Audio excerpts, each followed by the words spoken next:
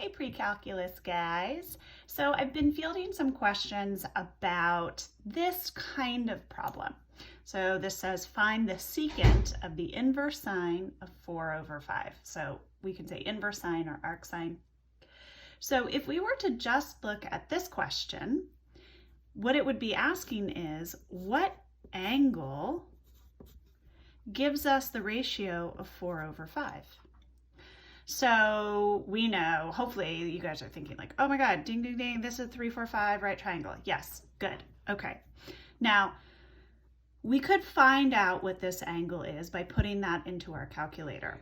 But we can also say, all right, well, let's look at this question, the secant of the arc sine of 4/5. So if this is the triangle we're dealing with, well, what is the secant of this angle?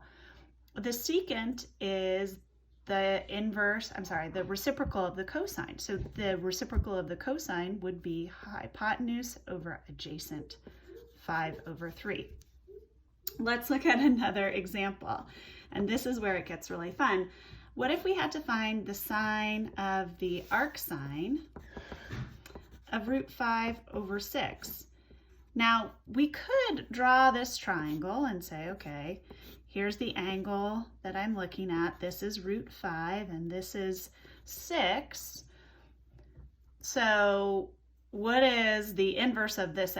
You know, if this is the ratio, what is this angle? Okay. And if this is the angle, what is the sine? √5/6. And that brings us back to this idea that inverses undo. Now, it won't always work. We have to make sure we're in the right domain and range. So like if I said, what is the sine of the arc sine of 3?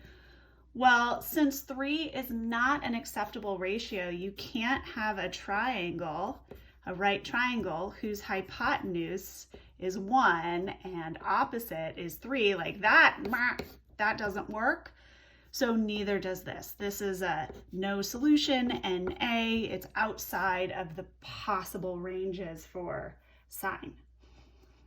All right.